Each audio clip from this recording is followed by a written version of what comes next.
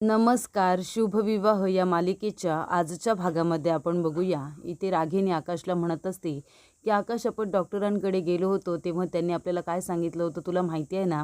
तुम्ही जर भूमीला आधीच्या आठवणी आठवण्यासाठी जर मदत केलीत तर तिला काही आठवणी तुकड्यांमध्ये आठवतील आणि कदाचित मला असं वाटतंय तिला काही आठवणी आता आठवत असतील.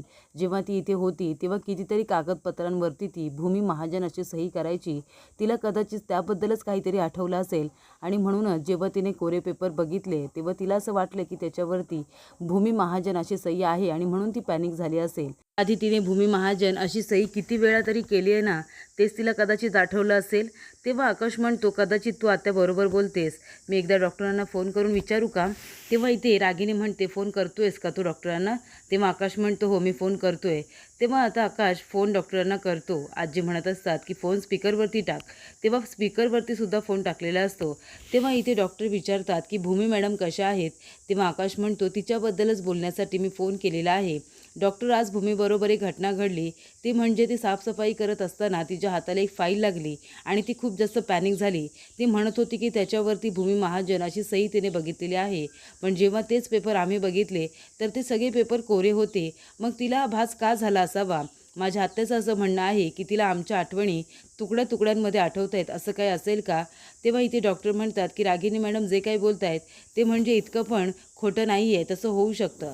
तेव्हा इकडे आता आकाशच्या लक्षात आलेलं असतं. तो म्हणतो, म्हणजे भूमीच्या बाबतीत असं घडू शकतं. तेव्हा डॉक्टर म्हणतात, हो असं होऊ शकतं. तेव्हा आकाश म्हणतो, ठीक आहे. मग आकाश म्हणतो, आत्या, जर लॉजिकली जर भूमीबरोबर असं होऊ शकतं तर काल तिने ज्या माणसाला बघितलं होतं गेटमधून आतमध्ये येताना त्यालासुद्धा तिने बघितलंच असेल ना. लॉजिकली तिला जर या आठवणी आठवत असतील तर तिने त्या माणसाला बघितलं असेल, ते सुद्धा बरोबरच आहे. तेव्हा रागिनी म्हणते, जेवढा विचार करते की आता सगळं काही ठीक आहे तरीसुद्धा या आकाशला आता नवीन नवीन गोष्टी आठवता येतच. आता काय करायचं यांचं काय माहिती. तर इकडे आता मानसी येते. तेव्हा आजी विचारत असतात की भूमी कशी आहे? तेव्हा मानसी म्हणते की भूमिताईला आत्ताच थोडी झोप लागली आहे. ती म्हणते की तिने त्या माणसाला बघितलंसुद्धा होतं आणि फाईलवरती तिची सहीसुद्धा तिने बघितलीच होती. पण ती सगळे भास आहेत हे मानायलाच तयार नाही आहे. आता कुठे तिला थोडीशी झोप लागली आहे. तिला ज्यूस प्यायला दिलं आणि तिला झोपायला सांगितलं आहे. तेव्हा इकडे आकाश आता भूमीच्या रूममध्ये येतो. तर इथे भूमीबरोबर घालवलेले प्रत्येक क्षण आता आकाशला आठवत असतात. तेव्हा तो भूमीच्या डोक्यावरून हात फिरवत असतो आणि त्याला खूपच जास्त छान वाटत असतो. तो म्हणत असतो की भूमी, हा तुझ्या चेहऱ्यावरचा जो कम्फर्ट आहे ना, तो मला नेहमी असाच बघायचा आहे. तेव्हा त्याला आठवतं भूमीने त्या माणसाला बघितलेलं असतं. त्यानंतर फाईलवरची सही बघून ती पॅनिक झालेली असते. या सगळ्या घटना आता आकाशला आठवत असतात आणि तो म्हणत असतो की भूमी, ज्या गोष्टींमुळे तुला त्रास झाला आहे ना, त्या गोष्टींच्या मुळापर्यंत गेल्याशिवाय मी आता स्वस्थ बसणार नाही आहे. तुला त्रास झालेला मी अजिबातच बघू शकत नाही आहे. आणि तो तिच्या हातावरून आपला हात फिरवत असतो. तर इकडे रागिनी म्हणत असते की तो माणूस येईल ना, त्याला सांगितलं आहे ना बरोबर सगळं घेऊन यायला. तेव्हा इथे पौर्णिमा म्हणत असते, हो पण आता आपल्याला काय करायचं आहे? तेव्हा इथे रागिनी म्हणत असते की आता आपल्याला एकच काम करायचं आहे. भूमीला कसे भास होतात, ती कशी वेड्यासारखी वागते, हे आता आपल्याला सातत्याने सिद्ध करायचं आहे. तेव्हा रागिनी म्हणत असते. ते ऐकल्यानंतर पौर्णिमा घाबरते आणि म्हणते, म्हणजे काय, तुम्हाला भूमीला काय वेडं वगैरे करायचं आहे की काय? तेव्हा रागिनी म्हणते, हो तेच करायचं आहे आता. आणि ही आयडिया तुझीच आहे ना, तूच तिच्याबद्दल आम्हाला सगळी माहिती दिली आहेस. तेव्हा इथे पौर्णिमा म्हणते, हो, लहानपणापासून ती ज्या ज्या गोष्टींना घाबरायची ना, त्या सगळ्या गोष्टी मी तुम्हाला आता सांगितल्या आहेत. तेव्हा इथे जिऱ्या एवढा मेंदू आता तडतडायला लागला आहे, असं सुद्धा रागिनी पौर्णिमेला म्हणते. तेवढ्यातच तो माणूस आता सगळ्या वस्तू घेऊन येतो. रागिनी म्हणत असते की आता काम नीट करायचं आहे, तुला सांगितलंय तसं सगळं करायचं आहे. तेव्हा इथे रागिनी त्या माणसाला सगळा प्लॅन समजावून सांगत असते. त्या ऐकल्यानंतर पौर्णिमा मात्र टेन्शनमध्ये येते. आपलं नाव आता सगळ्यांना कळतं की काय, या गोष्टीची तिला भीती वाटते. तेव्हा इथे रागिनीने त्या माणसाला आता प्लॅन समजावून सांगितलेला असतो. भूमीला वेडं सिद्ध करण्यासाठी ती खूप जास्त आता प्रयत्न करत असते. तर इथे भूमी आता काम करत बसलेली असते. मानसी म्हणते, अगं ताई तू का करतेस, तुला बरं वाटत नाही आहे ना? मी करते ना. तेव्हा भूमी म्हणते, अगं मी इथे काम तर करायला येते ना म्हणू, आणि तसंही मी आता बरी आहे, मला काही झालेलं नाही आहे. तू नको काळजी करू, तू जा बरं आता बेसन भाजून घे. उद्या रामनवमी आहे ना, तेव्हा आपल्याला शेजारच्या गावामध्ये जायचं आहे मंदिरामध्ये, असं आपल्याला आजीने सांगितलं आहे. मग ती तयारी करायला नको आहे का मला? तू बेसन भाजून घे, तर मी इथली सगळी तयारी करते.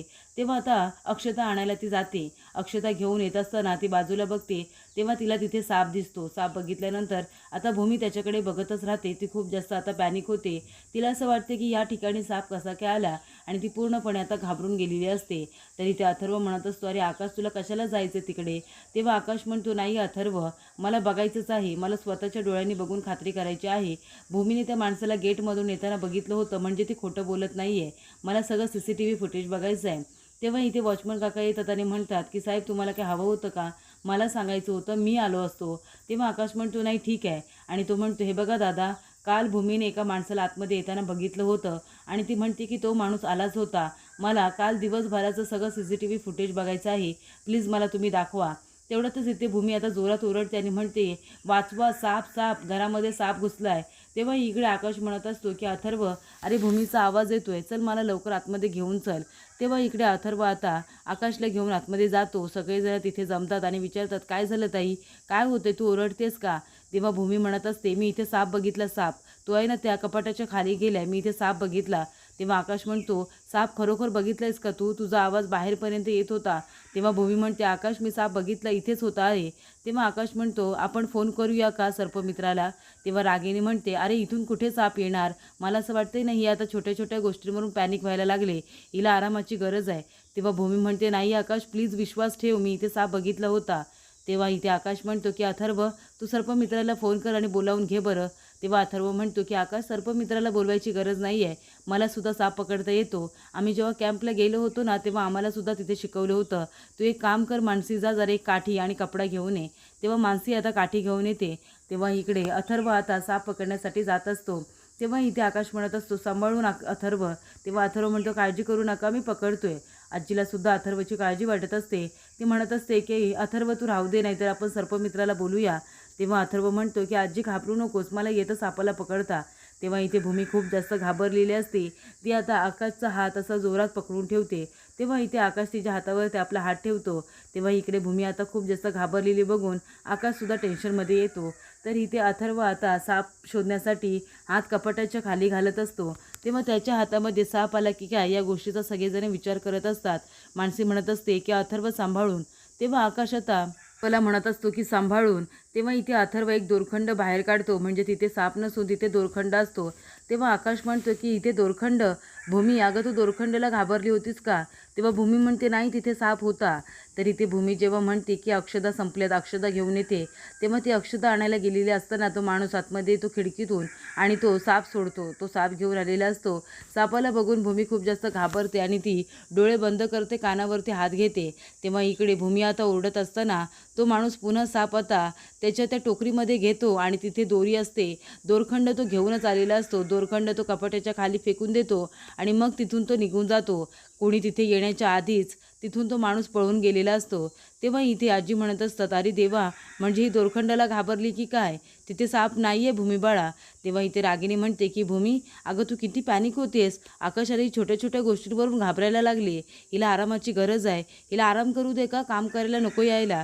तेव्हा आकाश म्हणतो, हे बघ अथर्व, तू जरा सगळीकडे प्लीज एकदा बघतोस का, साप आहे का? तेव्हा भूमी म्हणते, हो आहे, मी बघितलं, मी खरोखर साप बघितला होता. आकाश प्लीज तू सांग ना अथर्वला शोधायला, मला सापाची खूप जास्त भीती वाटते. तेव्हा इथे अथर्व पुन्हा सगळीकडे चेक करतो, पण साप त्याला कुठेही सापडत नाही.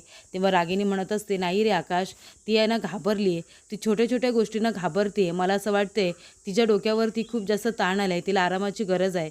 तेव्हा भूमी म्हणते, नाही आत्या, असं नाही आहे, मी त्या माणसालासुद्धा बघितलं होतं, मी आता सापालासुद्धा बघितलं आहे, प्रॉपर्टीच्या पेपरवरती सह्यासुद्धा खरोखर बघितल्या आहेत.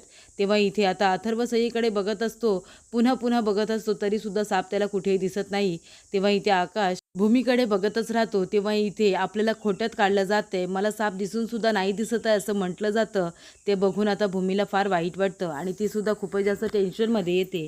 तर पुढील भागामध्ये आपण बघूया. इथे रामनवमी असल्यामुळे आकाश, अथर्व, आजी आणि मानसी मंदिरामध्ये आलेले असतात. तेव्हा आकाश म्हणत असतो की हे रामराया, आपली पत्नी जेव्हा आपल्यापासून दूर असते तो वियोग काय आहे तो तुम्हाला चांगलंच माहिती आहे. तुम्ही तुमच्या पत्नीच्या आठवणींमध्ये तुम्ही समुद्रावरती पूल बांधला, तसंच मी सुद्धा माझ्या बायकोसाठी आता या पायऱ्या चढून तुमच्याजवळ येणार आहे. तेव्हा इथे आकाश आता पायऱ्या चढत असताना त्याचा तोल जातो, त्याच्या हातातली काठी खाली पडते आणि तो आता पडणार असतो. तेवढ्यातच भूमी येते, त्याला सावरते आणि त्याचा हात आपल्या खांद्यावरती ठेवते आणि तेवढ्यातच आशीर्वाद म्हणून इथे रामरायाची एक ओढणी येते आणि त्या दोघांच्या डोक्यावरती थांबते आशीर्वाद देण्यासाठी. तेव्हा इथे दोघंजण एकमेकांकडे प्रेमाने बघत असतात.